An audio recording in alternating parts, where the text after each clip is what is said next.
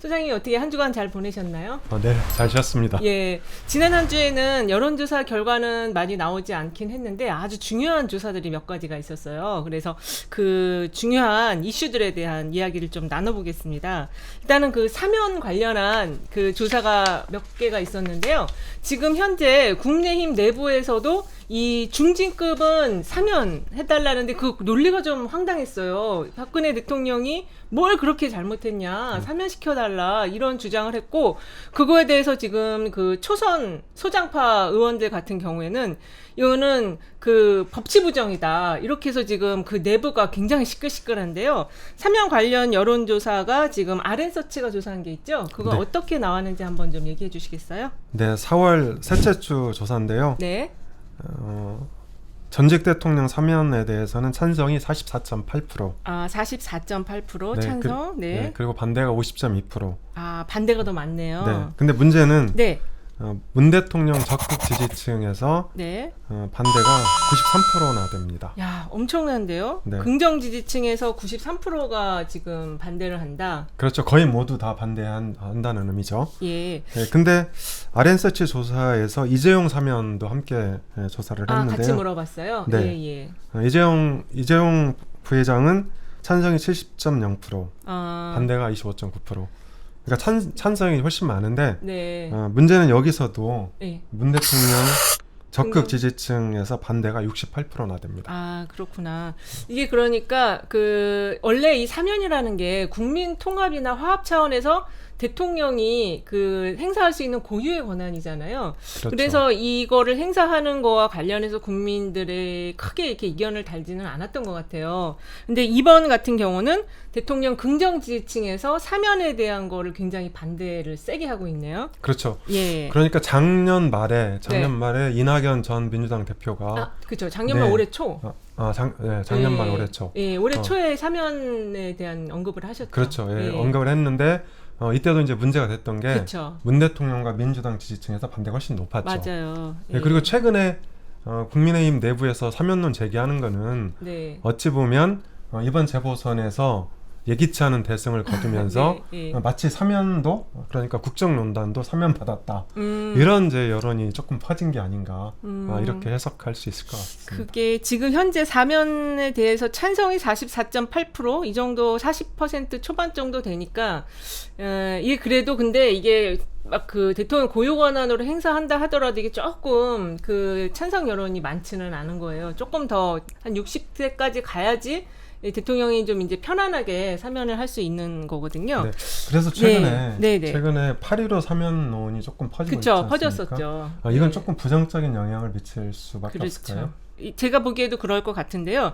이게 지금 RN서치 조사가 올해 지금 4월 달에 한 것도 있지만 4월 19일, 20일 조사한 것도 있지만 1월 달에도 조사를 했어요. 1월 달에 한 게 반대가 50.6, 찬성이 44.1이었거든요. 그래서 1월 달에 한 거나 4월 달에 한 거나 큰 변화가 없어요. 변화가 없는 상태고, 그리고 1월 달에 또 갤럽이 조사를 했어요. 근데 그 갤럽은 문항이 약간 달랐는데 현 정부에서 사면하는 거에 대해서 어떻게 생각하냐 했더니 현 정부에서 사면해야 된다라는 게 37%고 현 정부에서 사면하면 안 된다가 54%였는데 이 연령별 비중을 보니까 20대, 30대, 40대는 68에서 72까지 나왔어요. 그러니까는 반대가 연령별로도 굉장히 세게 나왔어요. 그래서 이 사면론에 대해서 그 이렇게 그 연령대라든지 그 대통령 지지층 쪽에서 반대가 센 이유가 이 정부가 대통령 탄핵을 통해서 만들어진 정부잖아요. 그러다 보니까 이 정부가 전직 대통령 2명을 사면하는 거에 대한 국민적 감정이 안 좋은 거예요. 왜냐하면은 이 정부 탄생할 때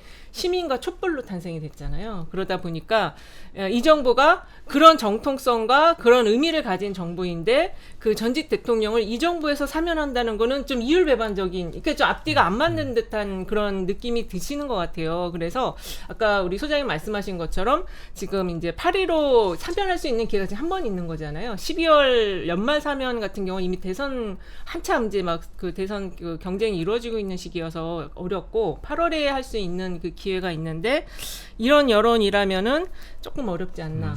예. 특히 20대 반대가 높은 것도 아, 눈여겨볼 맞아요. 대목인 것 같아요. 예, 20대 반대가 굉장히 높아요. 이게 지금 갤럽에서 한 거나 아랜서치에서 한 거나 다 60대 후반이에요. 거의 70%가 가까워서 여기에서 사면을 이 상황에서 사면을 하면은 굉장한 또 반발과 이반이 좀 일어날 것 같습니다. 그러면 사면할 수 있는 시기는 대선 끝나고 그쵸. 그때 잠깐 그렇죠. 한 2달 새. 예, 끝나고, 그러니까는 제가 보기에는 대선 주자들이 이 전직 대통령 2명에 대한 사면을 뭔가 합의를 해야 돼요. 공약으로 내세워서, 전직 대통령에 대한 사면을 하자. 합의를 한 다음에 선거 결과 끝난 다음에 승리한 쪽에서 이거를 빨리 진행을 하는 게 그게 좀 적절한 프로세스가 아닌가 이렇게 생각이 듭니다.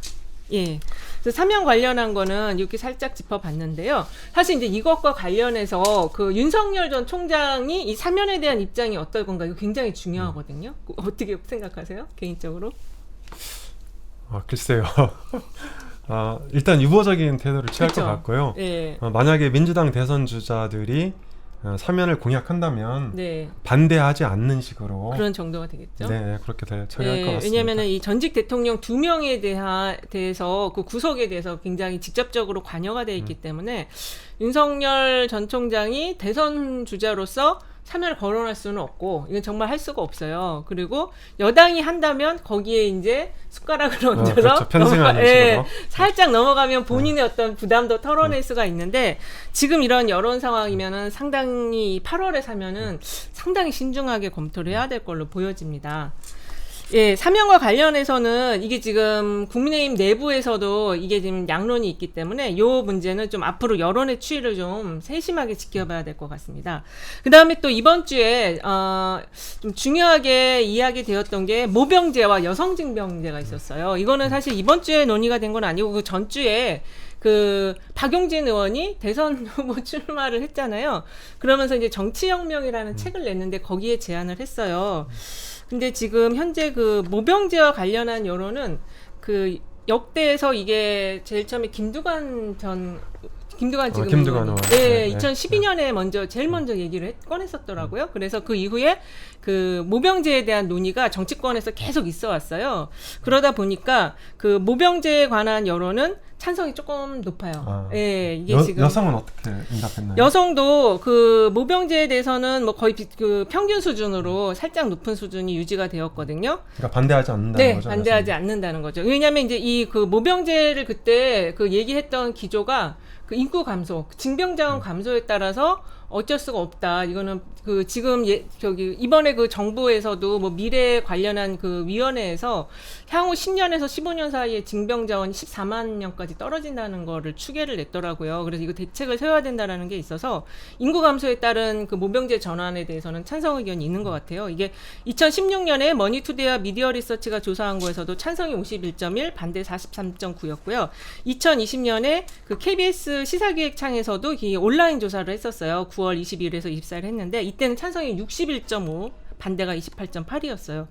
그리고 이제 그 징병제에 대해서는 좀 어느 정도 그 공론이 좀 여론이 모아지는 분위기이고, 근데 이번에 그 박용진 의원의 그 주장 중에 여성징병 그 기초 군사 의무 교육 이게 있었잖아요. 그래서 그 여성징병과 관련한 것도 그 2019년에 한국여성정책연구원에서 2012명을 대상으로 조사를 했었거든요. 이때 그 여성이 976명 조사했는데 52.8이 여성징병에 찬성을 했어요. 와, 찬성률이 네. 엄청 높았네요. 네, 찬성률이 높았고, 그리고 20대에서 그 30대 여성들도 54에서 55% 찬성이 됐었거든요. 그래서 이 여성징병제에 대해서도 이 여성들 자체도 거부감이 아주 크지는 않은데, 이게 좀 약간 이제 거부감이 이번에 박용진 의원이 얘기했을 때 논란이 된 대목은 이게 이제 약간 이대남이라고 하잖아요. 이번 그 재보선에서 이대남에 대한 어떤 20대 남자에 대해서 그 돌아선 그 민심을 잡기 위해서 다시 이를테면 돌리기 역 젠더 이슈 같은 그렇죠. 거죠. 역 젠더 이슈처럼 그렇게 던졌기 때문에 그래서 여성 그 젊은 층과 여성 대상자들이 굉장히 반발을 했던 것 같아요. 특히 그 진보당 쪽에서 반발이 아주 셌었거든요. 뭐 진중권 그 전 교수도 반대를 했지만은 그 청년 진보당 쪽에서도 굉장히 반발이 셌어요. 그래서 이 여성 징병과 그다음에 징병제에 관한 거는 좀 여론이 바뀔 수도 있다. 근데 그 맥락이 되게 중요하다. 이렇게 좀 얘기를 할 수가 있을 것 같습니다. 그 소장님께서 볼 때 이 징병제 이슈는 그 현실 가능성과 관련해서는 어떻게 보세요? 저도 장기적으로 네. 장기적으로 모병제로 전환한다든지 네. 남녀 간의 차별을 철폐한다든지 네. 이런 것들이 그러니까 장기적으로 함께 이루어져야 그렇죠. 징병난을 해결할 수 있다. 그렇게 생각합니다. 다만 이것이 네네. 최근에 이제 민주당 일각에서 나오는 것처럼 20대 남자의 역 젠더 이슈 그렇죠. 이렇게 활용되는 것은 예. 바람직하지 않다 이런 형성을 위해서 그렇게 생각합니다. 그 뭐 박용진 의원이 얘기한 그 안에 내용을 보면은 그 군복무 가산점제 같은 것도 이 기초군사를 훈련 그 의무 훈련을 시키게 되면은 해소할 수 있다. 이런 것도 제안을 했더라고요. 그래서 이게 이제 여러 가지 좀 이렇게 잘 머리를 지혜를 맞대 보면은 좋은 안이 나올 수도 있을 것 같아요. 사회적 여론 형성 과정이 필요하겠네요. 예, 이 공론화 과정이 굉장히 중요한데 이게 이제 우리 사회에서 이 어떤 특정 이슈에 대한 이 공론화 과정이 좀 이렇게 잘 장기적으로 잘 형성이 되면은 여론이 이렇게 바뀌는 흐름이 있는 것 같습니다. 근데 지금 이제 그런 것들이 부동산 같은 경우는 그게 좀 잘 안 됐던 것 같아요. 그래서 정부 정책의 그 공론화 과정이 굉장히 중요하다 이렇게 말씀을 드릴 수 있을 것 같습니다. 이 모병제 관련 이슈, 그다음에 여성 징병과 관련한 거는 계속 또 조사가 나오는 것들을 살펴보면서 그 변화 추이를 또 잘 설명해 드리도록 하겠습니다. 그 세 번째 이슈와 관련해서 지금 그 정당 지지율에 좀 변화가 있다는 내용이 있는데요. 민주당 지지율이 조금 상승세로 반전했다고 하는데 어떤 내용인가요? 네, 지난주 3월 22일이죠. 목요일 날 네. 전국 지표 조사가 발표가 됐고 그 다음 날 그러니까 23일 금요일 날 한국갤럽 여론조사도 발표가 됐죠. 네. 그리고 ARS 조사로서는 지난주에 RN서치, 예. 이번 주에 리얼미터, 네. 그리고 KSOI 이 조사들이 발표가 됐는데 네.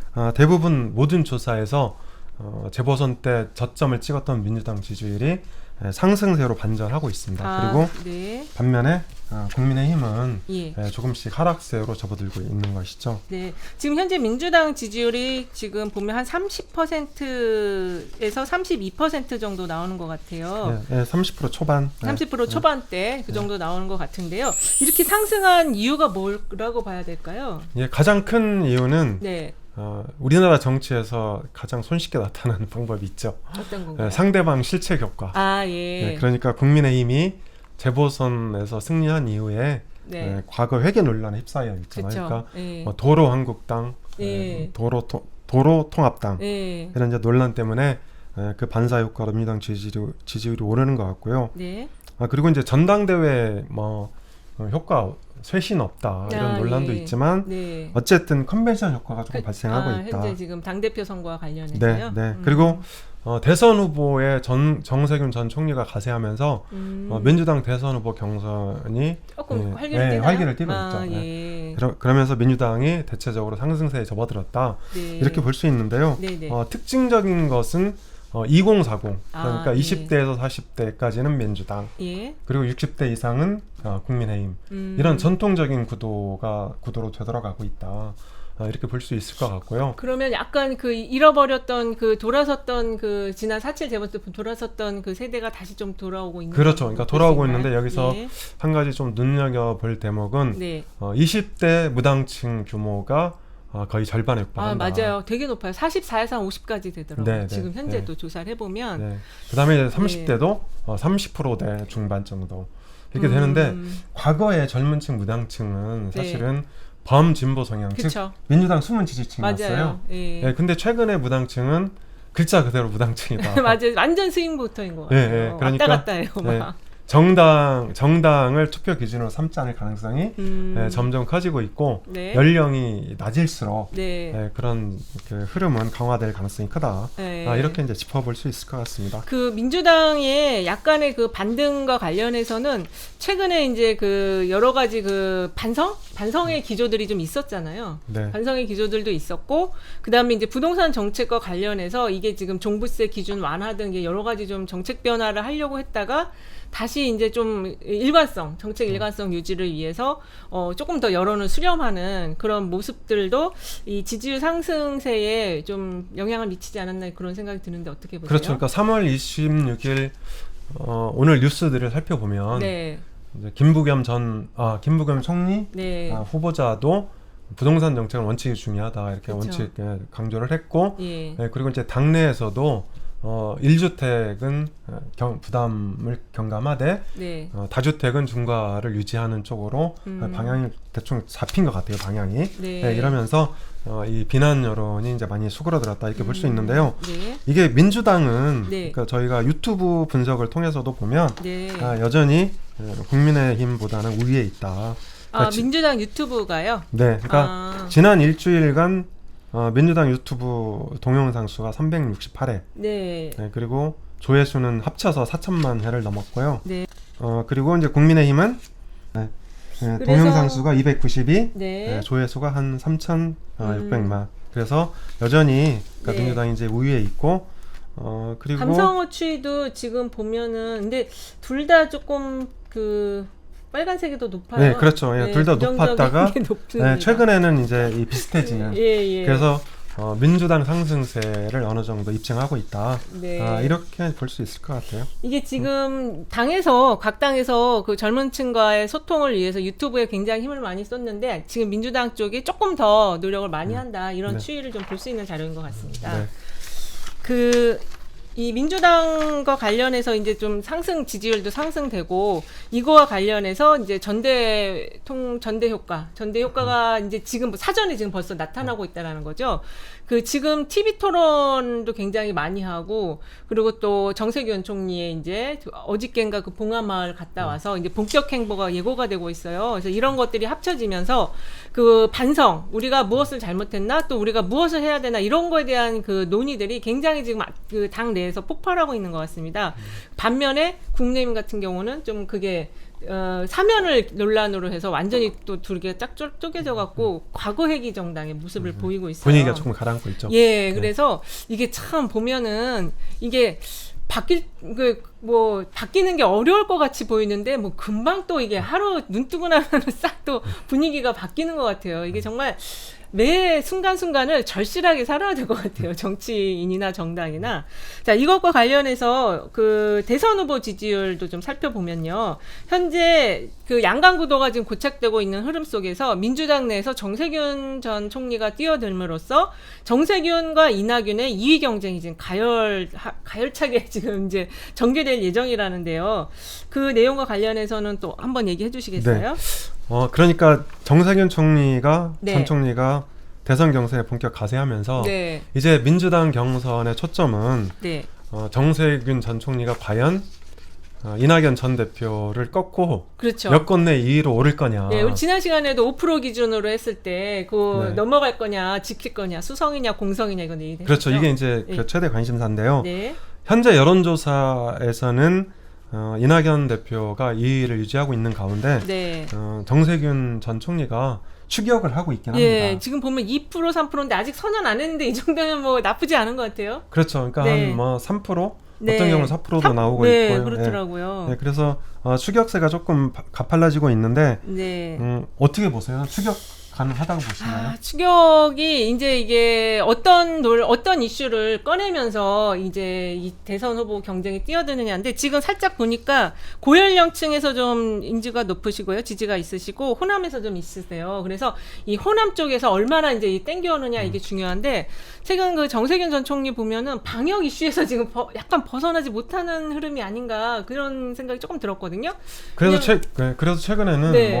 그러니까 여러 가지 이슈를 던지고 있죠. 예, 그렇습니다. 특히 그 뭐 러시아 이재명 지사하고 송영길 지금 현재 당권 후보가 러시아 백신 얘기를 했는데 그거에 대해서 굉장히 부정적으로 말씀을 하셨어요. 근데 그건 결과적으로 네. 화이자 백신 2천만 명분 추가로 들어오기로 해서 네네, 약간 좀 쇄신이 이렇게 좀 엎어치기가 다시 됐는데, 근데 이게 집단 면역이 완성되기 전까지는 사실 이 지금 정세균 전 총리도 그 책임 선상에 지금 계속 이어져 있기 때문에 네. 요거를 끊고 가는 게 좋은지 아니면 이어서 그거를 그 백신의 어떤 집단 면역을 정세균 총리의 공으로 가져가는지 이것도 굉장히 중요한 포인트인 것 같습니다. 그렇죠. 네. 근데 어쨌든 정세균 전 총리는 네. 제 3후보에 최적화된 후보다. 네. 이런 있다는 이제 평가도 있고 예. 안정감과 경제 이미지를 구축하고 있어서 네. 이낙연 전 대표를 추격할 수도 있다 이렇게 보는데 네. 제가 보기에는 추격할 가능성이 좀 있어 보입니다. 어떤 측면 때문에 그렇죠? 네, 왜 그러냐면 이제 저희가 그 이낙연 정세균 빅데이터 비교를 빅데이터 했어요. 분석하셨어요? 네. 그러니까 이거죠. 예, 이겁니다. 예. 위에 그래프. 예. 이제 이거는 커뮤니티, 인스타그램, 블로그, 그다음에 뉴스, 트위터, 그다음 리트윗 이런 것들을 합쳐서인데 요 썸트렌드 자료 네, 그렇죠. 그런데 이낙연 대표가 아직은 우위에 있어요. 이 아직은, 빨간 선 이낙연 대표가. 그렇죠.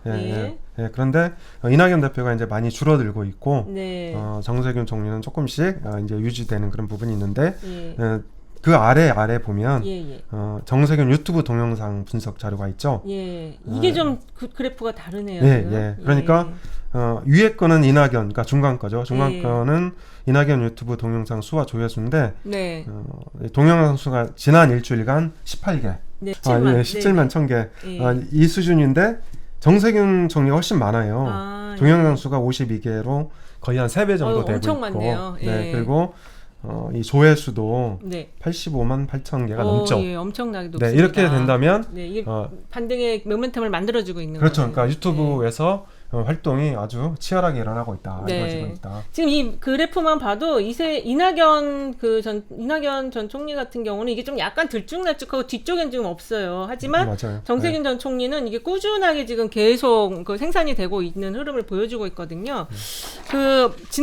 어저께는 봉을 갔다 오셨지만 그 전에 정세균 전 총리는 또 DJ 일산 사저를 방문을 했는데 거기 그 피켓을 이렇게 들고 사진을 찍게 있는데 그 옛날에 제가 만든 피켓이에요. 그래요?